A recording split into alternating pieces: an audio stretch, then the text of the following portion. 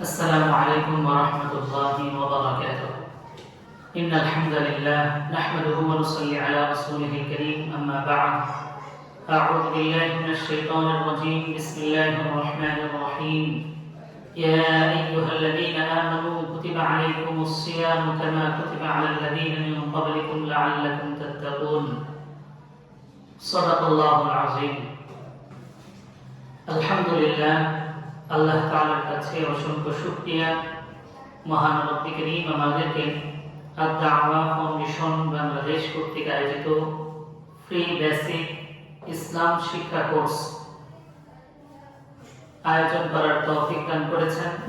সেই সাথে আমরা আজকে ফ্রি বেসিক ইসলাম শিক্ষা কোর্সের 7ম ক্লাস সওম বা রোজা আজকের এই পর্বে, এই ক্লাসে আল্লাহ তাআলা আমাদেরকে একত্রিত হওয়ার, যুক্ত হওয়ার তৌফিক দিয়েছেন, আলহামদুলিল্লাহ।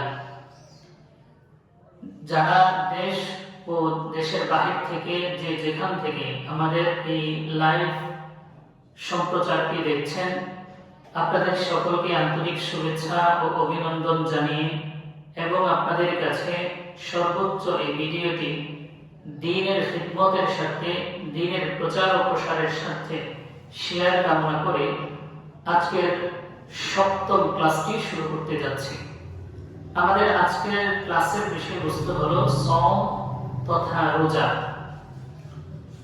আমরা এই সওম বা রোজা, এই ক্লাসে রোজার আত্মপান্ত অথবা সওমের সাময়িক এবং সমষ্টিগত কিছু বিধিনিষেধ আমরা ইনশাআল্লাহ জানার চেষ্টা করব। সুতরাং এই ভিডিওটি খুবই গুরুত্বপূর্ণ আমাদের জন্য। সামনে রোজা আসছে, আমরা ইনশাআল্লাহ রমজান মাসে কিভাবে রোজা রাখবো, রোজাগুলো আমরা কিভাবে প্রস্তুতি নেব রোজার জন্য, এই বিষয়গুলো ইনশাআল্লাহ আজকে আলোচনা করা হবে। আল্লাহ তাআলা আমাদেরকে সঠিক বিষয়গুলো জানা এবং আমল করার তৌফিক দান করুন, আমিন।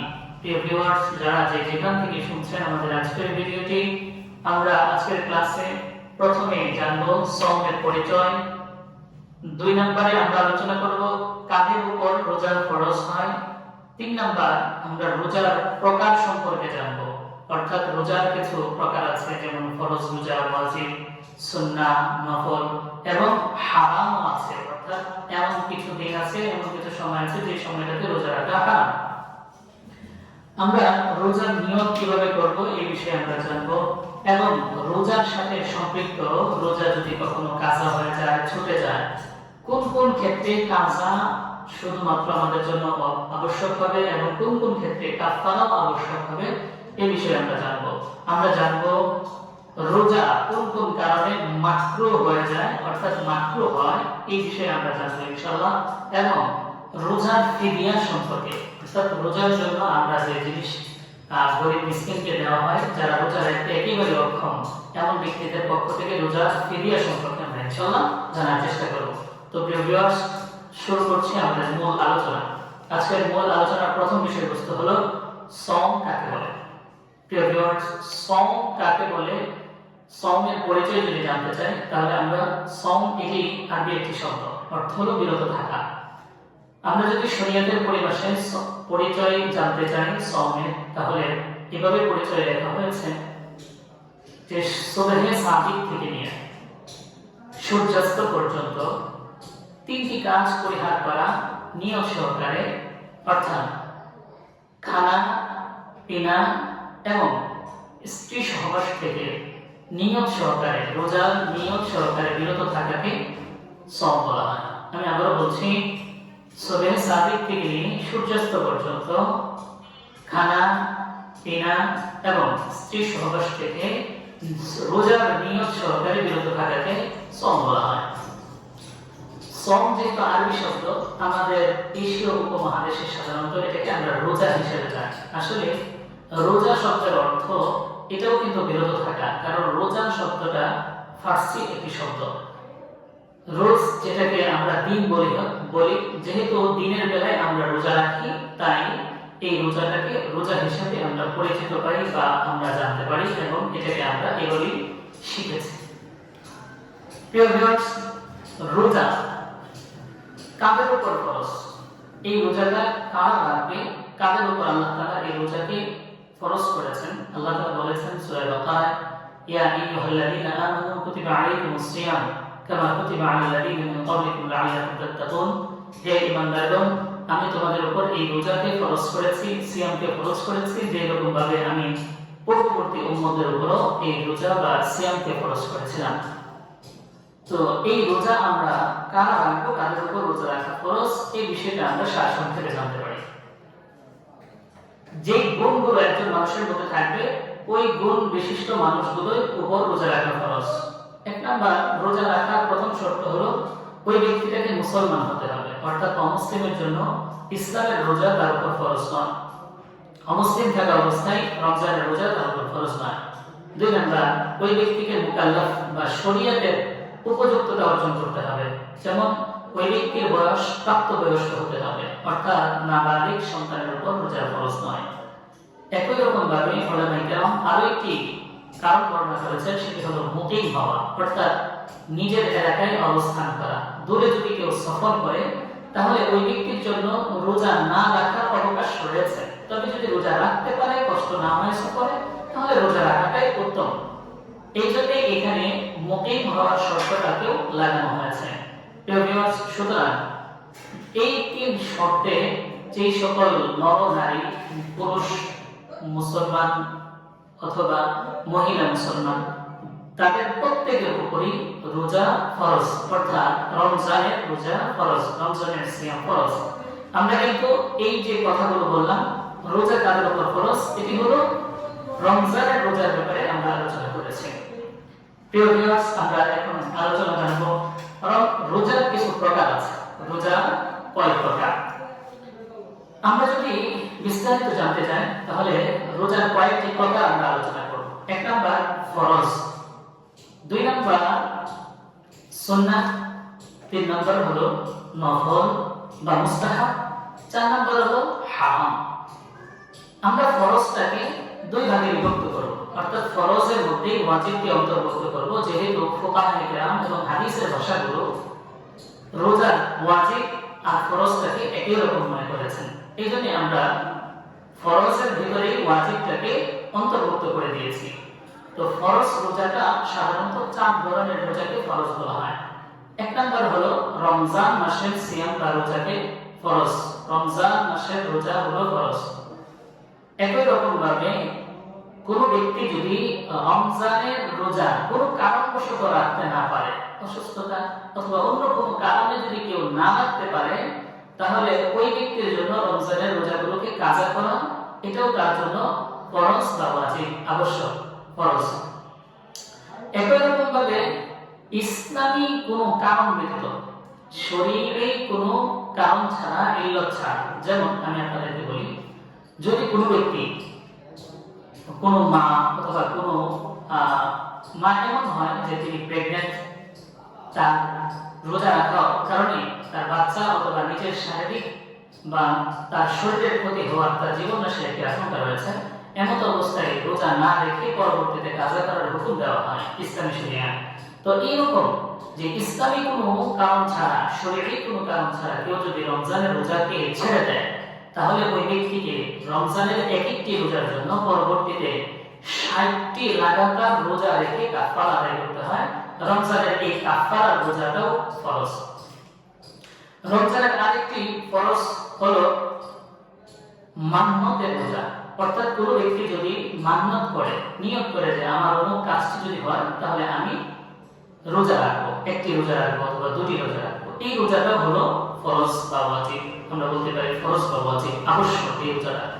তো মান্নতটা আবার দুই ধরনের হতে পারে। এক নম্বর হলো সেটা নির্দিষ্ট দিনকে লক্ষ্য করে হতে পারে, অথবা অনির্দিষ্ট দিন বা তারিখকে লক্ষ্য করে হতে পারে। যেমন নির্দিষ্ট মানে একজন নিয়ত করলো যে আমার এই কাজটা যদি হয় তাহলে আমি আগামী শুক্রবার রোজা রাখবো, তাহলে এটা হলো নির্দিষ্ট মান্নতের রোজা, এটা ফরজ বা ওয়াজিব। ঠিক একই রকম ভাবে কেউ যদি নিয়ত করে যে আমি যদি আমার এই কাজটি সফল হয় তাহলে আমি যে কোনো একদিন একটা রোজা রাখবো, তাহলে এটা হলো অনির্দিষ্ট রোজা। সুতরাং সে যে কোনো দিন, যে কোনো সময় এই রোজাটা সে রেখে নিতে পারে। ওয়াজিব আরেকটি রোজা আছে, সেটি হলো মনে করেন কেউ যদি নফল রোজা শুরু করছে, নফল রোজা শুরু করার পরে কোনো কারণ ছাড়া, কোনো কারণ ব্যতীত অথবা কোনো কারণে, কোনো সমস্যার কারণে সে রোজাটা ভেঙে ফেলেছে, ভেঙে ফেলার পর ওই রোজাটাকে পরবর্তীতে আবার কাজা আদায় করা, অর্থাৎ আবার একটা রোজা রাখা, একটার পরিবর্তে একটা রোজা কাজা করা, এটা হলো তার জন্য ফরজ বা ওয়াজিব। সুতরাং আমরা যদি বুঝি ফরজ বা ওয়াজিব রোজাগুলো হলো এই যে পাঁচটা বা পাঁচ শ্রেণীর রোজাগুলো হলো ফরজ বা ওয়াজিব। আমরা এবার জানবো কোন কোন রোজাগুলো সুন্নাত। এখানে আমরা জানতে পেরেছি ফরজ এবং ওয়াজিব রোজা সম্পর্কে। এখন আমরা জানবো সুন্নাত রোজা কোনগুলো, কোন রোজাগুলো আমাদের জন্য সুন্নাত হয়। রোজা সুন্নাত হওয়ার কয়েকটি উদাহরণ হলো এরকম, যেমন মুহররম মাসে আমরা যে রোজাটা রাখি, অর্থাৎ 9 তারিখ 10 তারিখ অথবা 10-11 তারিখ, যেটাকে আমরা আশুরা রোজাও বলে থাকি, এই রোজাটা হলো সুন্নাত রোজা। 2 নাম্বার, কোন কোন উলামা কেরাম বলেছেন সাওমে দাউদ, অর্থাৎ হযরত দাউদ আলাইহিস সালাম যে সিস্টেমে রোজা রাখতেন, অর্থাৎ একদিন রোজা রাখতেন আরেকদিন ভাঙতেন, একদিন রোজা রাখতেন আরেকদিন ভাঙতেন, তো এই সিস্টেমে রোজা রাখার কাছেও সুন্নাহ বলেছেন। আরেকটা সুন্নাহ রোজা হলো রাসূল সাল্লাল্লাহু আলাইহি ওয়াসাল্লাম আইয়ামে বীজ, অর্থাৎ প্রত্যেক চন্দ্র মাসের 13, 14, 15 তারিখে রোজা রেখেছেন, এটাকে সুন্নাহ রোজা বলা হয়। একই রকম ভাবে প্রতি সপ্তাহে 2টি রোজা রাখা, সোমবার এবং বৃহস্পতিবার, এই 2 দিন 2টি রোজা রাখা, এটাকেও সুন্নাহ রোজা হিসেবে আখ্যায়িত করা হয়েছে।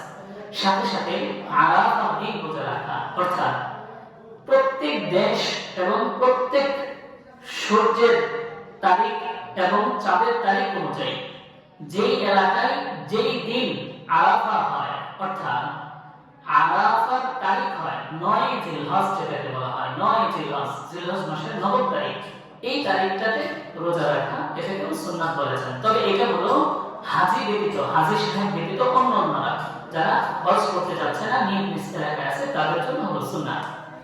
প্রিয় ভিউয়ার্স, এতটুকুর মাধ্যমে আমরা সুন্নাহ রোজাগুলো জানতে পেরেছি। এবার আমরা জানবো যে কোন কোন রোজা নফল এবং মুস্তাহাব। নফল এবং মুস্তাহাব, নফল এবং মুস্তাহাব রোজার মধ্যে কয়েকটি বিষয় রয়েছে। এক নম্বর হলো কোন কোন বর্ণনায় এসেছে নফল রোজা হলো যে শাওয়াল মাস, অর্থাৎ রমজানের পরে যে মাসটা আসে শাওয়াল মাস, এই শাওয়াল মাসে 6টি রোজা রাখা, এটা হলো নফল রোজা। এরকম ভাবে নফল রোজা বা মুস্তাহাব রোজার ক্ষেত্রে এই কথা এসেছে যে মুস্তাহাব রোজা হলো যে আমাদের রমজান মাসের আগের যে মাসটা আছে, অর্থাৎ শাবান মাস, এই শাবান মাসে রোজা রাখা, এটাও নফলের অন্তর্ভুক্ত। রাসূল সাল্লাল্লাহু আলাইহি ওয়াসাল্লাম শাবান মাসে রোজা রাখতেন, এরকমটা নফল হিসেবে স্বীকৃত রয়েছে। ঠিক একই রকম ভাবে আমরা যেটাকে শাবান মাসের 14তম দিবাগত রাত্রি বলি, অর্থাৎ 14তম দিন শেষ হওয়ার পরে 15তম যে রাত্রটা হয়, ওই রাত্রির পরে 15তম দিনে একটা রোজা রাখাকেও নফল হিসেবে স্বীকৃত দেওয়া হয়েছে। সুতরাং এই ছিল আমাদের নফল বা মুস্তাহাব রোজা। আমরা এখন জানবো হারাম রোজা সম্পর্কে। হ্যাঁ প্রিয় ভিউয়ার্স, আপনারা সত্যিই জানতে পেরেছেন যে কিছু কিছু দিন আছে যে দিনগুলোতে রোজা রাখা সম্পূর্ণ হারাম, অর্থাৎ এই দিনগুলোতে যদি আপনি রোজা রাখি, তাহলে এই রোজাটা আমার আপনার জন্য ভঙ্গ করা আবশ্যক, ভাঙতেই হবে। এই দিন রোজা রাখা আমার আপনার জন্য হারাম। এই দিনগুলো কোন কোন দিন? জিলহজ মাস, অর্থাৎ আমরা যে মাসটাকে কুরবানির মাস হিসেবে চিনি, জিলহজ মাস, এই মাসে 10 তারিখ, 11 তারিখ, 12 তারিখ এবং 13 তারিখ, ভালো করে আমি আবারও বলছি, জিলহজ মাসে, অর্থাৎ কুরবানির ঈদের যে মাসটি আছে, এই মাসে 10, অর্থাৎ কুরবানির ঈদের দিন 10 তারিখ, 11 তারিখ, 12 তারিখ এবং 13 তারিখ, এই 4 দিন রোজা রাখা হলো হারাম। আরেকটি দিন আছে, সেটা হলো ঈদুল ফিতর বা শাওয়াল মাসের প্রথম দিন। আমরা রোজা শেষ করে, অর্থাৎ রমজানের রোজা শেষ করে যে দিনটাকে ঈদুল ফিতর হিসেবে চিনি, এই দিবসে রোজা রাখাও হলো হারাম। বছরে এই 5টি দিন রোজা রাখা হারাম। এই 5টি দিন কেউ যদি রোজা রাখার মানত করে, ওই ব্যক্তির ওই দিন রোজা রাখা জায়েজ হবে না, জায়েজ হবে না, জায়েজ হবে না। সুতরাং ওই দিন রোজা কেউ রেখে ফেলেও, ভুলে রেখে ফেলেও তাকে অবশ্যই ভাঙতে হবে রোজা। সুতরাং এই 5 দিন রোজা রাখা হারাম। আমরা ইতিমধ্যেই রোজার কয়েকটি প্রকার সম্পর্কে জানতে পেরেছি: ফরজ, ওয়াজিব, সুন্নাহ, নফল, মুস্তাহাব ও হারাম। প্রিয় ভিউয়ার্স, যারা দেখছেন, আমরা এখন একটু সংক্ষেপে জানবো রোজার নিয়ত সম্পর্কে। রোজার নিয়ত কিভাবে করতে হয় বা কিভাবে কোন রোজার নিয়ত কিভাবে করতে। প্রিয় ভিউয়ার্স, রমজান মাসের রোজা আসে। রমজান মাসের রোজার নিয়তটা সাধারণত ফরজ বা সারা মাস ব্যাপী একটা রোজা হয়। সুতরাং আপনি যদি এরকম নিয়ত করেন যে আমি সারা মাস রোজা রাখা নিয়ত করলাম, এর দ্বারাই আপনার পুরো মাসের রোজা রাখা নিয়ত হয়ে যায়। তথাপিও আপনি সাহারি করার পরে আপনি নিয়ত করলেন যে আমি আগামীকালকে রোজা রাখবো বা রোজা রাখা নিয়ত করেছে, এরকম ভাবে সাহারি করার পর সুবহে সাদিকের আগে, সাহারি করার পর সুবহে সাদিকের আগে। এখন আমি একটু আপনাদেরকে বলি যে সুবহে সাদিকটা আসলে কি। সুবহে সাদিক হলো ফজরের নামাজের ওয়াক্ত হওয়ার সময়, অর্থাৎ যখন ফজরের নামাজের ওয়াক্ত শুরু হয় এটাকেই সুবহে সাদিক বলা হয়। আমাদের দিনটা আমরা স্বাভাবিকভাবে পরিচিত সূর্য ওঠার পর থেকে দিন শুরু করি না, ইসলামী শরিয়ায় দিন শুরু হয় সুবহে সাদিক থেকে, অর্থাৎ ফজরের ওয়াক্ত শুরু হওয়া থেকে দিনের সূচনা হয়। সুতরাং আমাদেরকে যদি রোজার নিয়তগুলো করি তাহলে দুই ভাবে করা যায়। একটা হলো যদি নির্দিষ্ট রোজা হয়, নির্দিষ্ট মান্যতের রোজা, অর্থাৎ ফরজ রোজাগুলো, নির্দিষ্ট মান্যতের রোজা, ফরজ রোজা, এইগুলো যদি রোজা হয় তাহলে আমরা এই রোজার নিয়তটা সাহরির পরেও করতে পারি, অথবা সাহরির পরে অর্ধ দিবসের আগ পর্যন্ত করার সুযোগ পাবো। অর্থাৎ যদি আমি ধরি আপনাকে 10টা বা 9টার আগে আগে রোজার নিয়তটা করে নিলে আপনি রোজা রাখতে পারবেন, বা রোজার নিয়তটা তখন করা হয় এখন আপনি করছেন, আপনার রোজা বৈধ হবে। তবে নফল রোজার নিয়তটা রাত্রে থেকেই করতে হবে, অর্থাৎ সাহারি খাওয়ার সময় আপনার নিয়ত করে নিতে হবে যে আমি আগামীকালকে রোজা রাখা নিয়ত করেছি এবং এই উদ্দেশ্যে সাহারি করছি। সুতরাং আলহামদুলিল্লাহ আমরা এইভাবে রোজার নিয়তটা করার চেষ্টা করব। আর রোজার নিয়তের ব্যাপারে যে বিভিন্ন আরবি শব্দ আছে, যেমন নাওয়াইতু আন আসুমা গাদান মিন শাহরি রমাদান ফারদুল্লাহি মুতাওয়াজ্জিহান, এই ধরনের কিছু বাক্য আছে। আসলে এই সমস্ত বাক্যের ক্ষেত্রে আমাদের বাংলাদেশ বা আমাদের এই অঞ্চলগুলোতে মানুষ আরবির উপর প্রাধান্যতা বা বেশি পরিমাণে প্রশিক্ষিত না হওয়ার কারণে অনেক সময় এই শব্দগুলো আমরা ভুল করি। সুতরাং সবচেয়ে সুন্দর হলো, সবচেয়ে উত্তম হলো আপনি মনে মনে আপনার ভাষায়, আপনার মাতৃভাষায় আপনি নিয়ত করবেন যে আগামীকাল আমি রোজা রাখা নিয়ত করলাম। আলহামদুলিল্লাহ, এটাই আপনার জন্য যথেষ্ট হবে। আপনার আরবিতে নিয়ত করার কোনো প্রয়োজন হবে না। আলহামদুলিল্লাহ। প্রিয় ভিউয়ার্স, আমরা এখন যাব রোজা কাজা ও কাফারা। রোজার কাজা ও কাফারা। কাজা কাকে বলে? অর্থাৎ আপনি একটা রোজা ভাঙছেন, তারপরে ওই রোজার পরিবর্তে আপনি একটা রোজা রাখবেন, এটাকে বলা হয় কাজা। মানে একটার পরিবর্তে একটা রোজা, এটাকে বলা হয় কাজা। আর কাফারা কাকে বলে? কাফারা হলো রমজানের একটা রোজা আপনি কোনো কারণ ছাড়াই ভেঙে দিলেন, ওই একটা রোজার জন্য আপনাকে লাগাতার 2 মাস অর্থাৎ 60টি রোজা আপনাকে রাখতে হবে, এটাকে বলা হয় রোজার কাফারা। হ্যাঁ, রোজার কাফারার ব্যাপারে আরো দুটি মত আছে। একটি হলো গোলাম আযাদ করা, একটি রোজার বিপরীতে একটা রোজার জন্য 60টি রোজা রাখবেন লাগাতার, আর না হয়তো গোলাম আযাদ করবেন। হ্যাঁ, গোলাম আযাদ করার বিষয়টি এখন আমাদের মধ্যে নাই বা ইসলামী শরীয়তে এখন এটার বাস্তবায়ন নেই। অর্থাৎ যেহেতু গোলাম নাই, এখন সবাই স্বাধীন মানুষ, তাই গোলাম আযাদ করার মাসলাটা এখন আপাতত স্থগিত রয়েছে। 3 নাম্বার রয়েছে 60 জন মিসকিনকে খাওয়ানো। আপনি যদি একটা রোজাকে মিস করেন কোনো কারণ ছাড়াই, এমনি একটা রোজাকে ছেড়ে দিয়েছেন রমজানে, তাহলে আপনি যদি প্রাপ্তবয়স্ক মুসলমান হন, আপনি যদি আকিল বালেগ হন, প্রাপ্তবয়স্ক হন, আপনি যদি বিবেকবান হন, এমন ব্যক্তিদের উপর একটা রোজাকে এমনি ছেড়ে দেওয়ার দ্বারা 60 জন মিসকিনকে খাওয়ানো অপরিহার্য হয়ে যায় একটা রোজার বিপরীতে। সুতরাং আপনি যদি 30টা রোজা রাখেন তাহলে 308 মানে 1800 মানুষকে খাওয়াইতে হবে, অথবা একজন ব্যক্তিকে 1800 বেলা খাওয়াইতে হবে। আমরা কাজা ও কাফারা সম্পর্কে জানতে পেরেছি। হ্যাঁ, কিছু বিষয় রয়েছে যে কারণে কাজা ওয়াজিব হয় বা কাজা রাখতে হয়। আমি আপনাদেরকে এমন কিছু বলবো এবং কিছু কাজ বলবো যেগুলোর কারণে শুধু কাজা ওয়াজিব হয়। কাজা একটা কাজ, যেমন মনে করেন ভুলে খেয়ে ফেলেছেন, ভুলে আপনি খেয়ে ফেলেছেন, পরবর্তীতে আপনার মনে হইলো যে আমার তো রোজা মনে হয় ভেঙে গেছে, আপনি মাসালা না জেনে খাবার খাইলেন পরবর্তীতে, এর কারণে আপনার কাজা ওয়াজিব হবে।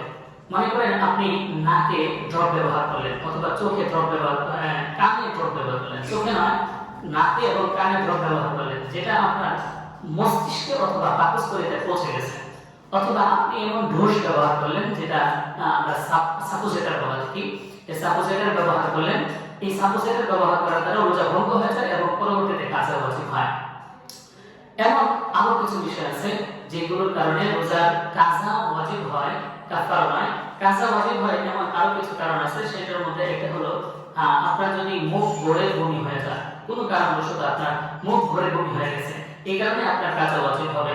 মনে করেন আপনি রাত ভেবে এখন অনেক রাত আছে, এটা মনে করে আপনি সাহারি করলেন, কিন্তু তখন ফসবে সাহারি হয়ে গেছিল, তখন আপনার একটা রোজা কাজা করতে হবে। ঠিক একই রকম ভাবে আপনি ইফতারি করার সময় ইফতারি করতেছেন, এই মনে করে যে সূর্য ডুবে গেছে, কিন্তু তখনও সূর্য আকাশে ছিল বা মেঘলা ভাব ছিল, তাই আপনি বুঝতে পারেন নাই, কিন্তু পরবর্তীতে দেখতে পাচ্ছেন যে এখনো ইফতারির সময় হয়নি, তাই আপনাকে একটা করে রোজা কাজা করতে হবে।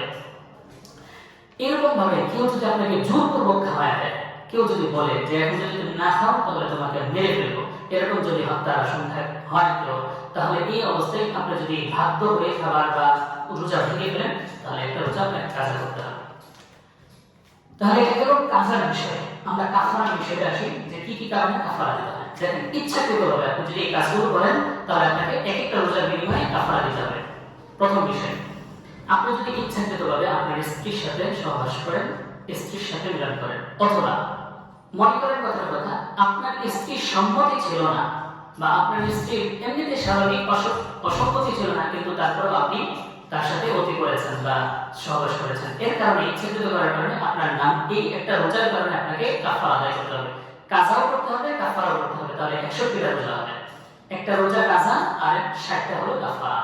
এরকম ভাবে আপনি যদি ইচ্ছাকৃতভাবে রমজানের রোজার দিন আপনি রমজানে আপনি কি করছেন, খাবার খাচ্ছেন, রোজা রেখে তারপর আপনি ইচ্ছাকৃতভাবে খাবার খাচ্ছেন, ইচ্ছাকৃতভাবে পানাহার করছেন, এর কারণে আপনি যদি ইচ্ছাকৃত করেন তাহলে এই রোজা ভেঙে যাবে এবং আপনাকে কাজা ও কাফারা দুটোই দিতে হবে, অর্থাৎ একটা কাজা আর 60টা হলো কাফারা। এরকম ভাবে মনে করেন কথার কথা আপনি যদি এমন কোনো কাজ করেন, যেমন আপনি শিঙ্গা লাগাইছেন, যেটাকে আমাদের আগের দেশে আগের সময় শিঙ্গা ব্যবহার করা হতো, এখান থেকে রক্ত চুষে বের করা, তো শিঙ্গা যদি লাগান, এই শিঙ্গা লাগানোর উপরে যদি আপনি মনে করেন যে আমার রোজা ভেঙে গেছে, আর আপনি যদি ইচ্ছাকৃতভাবে খাবার খান, তাহলে আপনার এই রোজার কারণে, এই রোজা ভঙ্গের কারণে কাজা ও কাফারা দুটি আদায় করতে হবে। আল্লাহ আমাদেরকে বোঝা এবং সঠিকভাবে রোজা রাখা, রোজা পালন করার তৌফিক দান করুন। প্রিয় ভিউয়ার্স, আমরা এবার জানবো মাকরুহ ও ফিদিয়া সম্পর্কে। রোজা কিছু কিছু বিষয় আছে যেগুলোর কারণে মাকরুহ হয়।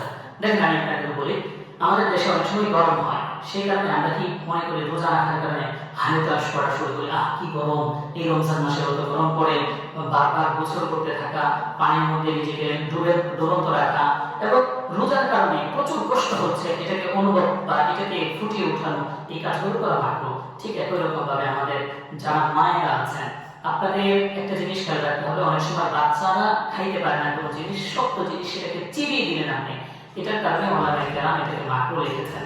তবে একান্ত যদি এমন হয় যে আপনার স্বামী আপনাকে মারধর করবে এবং আপনাকে রোজা না রাখতে বাধ্য করবে, যদি এমন হয় তাহলে আপনি চিবাইবেন এবং এর কারণে আল্লাহ তাআলা আপনাকে পরিপূর্ণ সওয়াব দেবে, এরকমটা উল্লেখ করা হয়েছে। সুতরাং রোজা যে সমস্ত কারণে মাকরুহ হয়, তার আর কিছু কারণ হলো, মনে করেন কথার কথা আপনার ইচ্ছা, মানে অনিচ্ছা সত্ত্বে আপনার ইচ্ছা নাই, কিন্তু তারপরেও আপনি কি করলেন, মনে করেন ধোঁয়া গ্রহণ করলেন বা এরকম বালি দোলাবালির কাছ দিয়ে চাইলেন, এটা আপনার যাওয়ার প্রয়োজন নেই, তারপর আপনি গেলেন, এরকম কোনো জিনিসের বা কোনো মনে করেন যেমন খাবারের ঘ্রাণ গ্রহণ করলেন, স্বাদ গ্রহণ করতে লাগলেন, এই সমস্ত কাজগুলো করা মাত্র, এই সমস্ত কাজ আমাদের রোজা রাখা অবস্থায় না করা উচিত। আল্লাহ তাআলা আমাদেরকে এর থেকে বিরত রাখুন। প্রিয় ভিউয়ার্স, আমরা ক্লাসের একবারে শেষের দিকে আসছি, রোজার ফিদিয়া সম্পর্কে আলোচনা করব। ফিদিয়া শব্দের অর্থ হলো জরিমানা। জরিমানা, আমরা যেরকম কোনো অপরাধ করলে সেটার অপরাধের জন্য একটা জরিমানা দিতে হয়, এরকম মানে কথার কথা এমন একজন বৃদ্ধ মানুষ যিনি রোজা রাখতে সক্ষম না, একেবারে রোজা রাখতে পারতেছেন না, অথবা এমন ভাবে অসুস্থ হয়ে গেছেন যে এখন আর রোজা রাখার সম্ভাবনাই নেই, অথবা ওই ব্যক্তি আর সুস্থ হবে এমনটাও আশা করা হচ্ছে না, এমন অবস্থায় যদি রমজান চলে আসে তাহলে প্রতিটা রমজানের প্রতিটা দিনের জন্য অর্থাৎ প্রতিটা রোজার জন্য আপনাকে এক একটি করে ফিদিয়া দিতে হবে। ফিদিয়ার পরিমাণটা কি? ফিদিয়ার পরিমাণটা হলো একজন মিসকিনকে 2 বেলা খাবার খাওয়ানোর মতো খাবার দিতে হবে অথবা টাকা দিয়ে দিবেন। আমাদের দেশে যদি এরকম সিস্টেম করেন যে 2 বেলা খাবার যদি 100 টাকায় হয়ে যায়, আলহামদুলিল্লাহ আপনি 200 টাকা দিয়ে দিবেন প্রতি রোজার বিনিময়ে। আর যদি আপনি বলেন যে আমি তাকে খাবার খাওয়াবো, তাহলে আপনি তাকে সেহরি এবং ইফতারি করাবেন। আল্লাহ তাআলা আমাদেরকে এই রোজার ফিদিয়া সম্পর্কে বোঝার তৌফিক দান করুন। এটা হলো প্রতিটা রোজার বিনিময়ে আমাদেরকে দিতে হবে। এরকম যদি আপনার 30টা রোজা হয়, এরকম 30টা রোজার বিনিময়ে 60 জন মিসকিনকে খাওয়াবেন, এরকম খাওয়াতে থাকবেন। এরকম খাওয়ালে ইনশাআল্লাহ আপনাদের রোজার যে মানে গুনাহটা ছিল এই গুনাহের একটা জরিমানা হয়ে যাবে, আল্লাহ তাআলা এই ওসিলায় আপনাকে মাফ করে দেবেন। আমি এই জায়গায় আরেকটা মাসলা বলবো, সেই মাসলাটা হলো যে কোনো ব্যক্তি যদি অসুস্থ হয় আর খুব মারাত্মকভাবে অসুস্থ, এই অবস্থায় অজ্ঞান হয়ে গেছে, মানে তার জ্ঞান নাই, এই অবস্থায় রমজান আসলো, আবার অজ্ঞান অবস্থায় রমজান শেষ হয়ে গেল, রমজানের পরে সে সুস্থ হলো, জ্ঞান ফিরে আসলো, এই অবস্থায় তার জন্য আর রমজানের রোজাগুলো কাজা করতে হবে না এবং কাফারাও দিতে হবে না, ফিদিয়াও দিতে হবে না। হ্যাঁ, কোন ব্যক্তি যদি মনে করেন কথার কথা এমন হয় যে অসুস্থ হলো, রমজানের 5 দিন গেছে বা 7 দিন গেছে, 10 দিন গেছে, তারপর সুস্থ হয়ে গেছে, তাহলে বাকি রোজাগুলো রাখতে হবে। আর এই যে কয়েকটা রোজা সে রাখতে পারে না, এগুলোকে পরবর্তীতে কাজা আদায় করতে হবে। আরেকটি মাসালা, খুবই গুরুত্বপূর্ণ মাসালা, সেটা বলি, মনে করেন কোনো মা যদি গর্ভবতী হয় অথবা সন্তানকে দুগ্ধ খাওয়াতে হয় বা দুগ্ধ পান করে তার সন্তান, এই অবস্থায় আমাদেরকে যদি রমজান চলে আসে তাহলে কি করব? ফুকাহা কিরাম লিখেছেন এবং হাদিসের মধ্যে এই কথা স্পষ্ট আসছে যে মুরদির অর্থাৎ যে দুধ পান করা এবং হামিলা অর্থাৎ গর্ভবতী নারী, তাদের বাচ্চা এবং নিজেদের জানের উপর যদি কোনো আশঙ্কা থাকে অথবা বাচ্চা দুধ পাবে না এই আশঙ্কা যদি থাকে এবং বাচ্চা কষ্ট পাবে এই আশঙ্কা যদি থাকে, তাহলে মা ওই অবস্থায় রোজাগুলো ছেড়ে দিবে এবং ছেড়ে দিয়ে পরবর্তী সময়ে সেই রোজাগুলোকে কাজা করে দিবে। সুতরাং আমরা আমাদের আজকের ক্লাসে রোজা সম্পর্কে আলহামদুলিল্লাহ সম্যক এবং একটা সুন্দর ধারণা পেয়েছি, আশা করি আপনারা হয়তো উপকৃত হবেন। এরপরে যদি বিচ্ছিন্ন কোনো মাসআলা রোজা সম্পর্কে আপনাদের জানার প্রয়োজন থাকে, ইনশাআল্লাহ আমাদেরকে মেসেজ করবেন এবং আমাদের হোয়াটসঅ্যাপ নাম্বার এবং আমাদের ফেসবুক গ্রুপ ও আমাদের দাওয়া ফাউন্ডেশনের যে ইউটিউব চ্যানেল রয়েছে সেখানে আপনারা কমেন্টস করতে পারেন, কমেন্টস করে জানাতে পারেন আপনাদের প্রয়োজনীয় মাসআলা দেওয়া হবে ইনশাআল্লাহ সঠিক উত্তর। আল্লাহ তাআলা আমাদেরকে সঠিকভাবে রাখার চেষ্টা করুক এবং ইতিকাফ সম্পর্কে আল্লাহ তাআলা আমাদেরকে সঠিকভাবে সেই বিষয়গুলো অনুধাবন করা এবং বোঝা আমল করার তৌফিক দান করুন। আশা করি ইনশাআল্লাহ আবারও দেখা হবে পরবর্তী ক্লাসে। আল্লাহ তাআলা সে পর্যন্ত হতে এবং আপনাদের সকলকে সুস্থ রাখুক। আমিন। ওয়া আখিরু দাওয়ানা আলহামদুলিল্লাহি রাব্বিল আলামিন। আসসালামু আলাইকুম ওয়া রাহমাতুল্লাহি ওয়া বারাকাতুহু।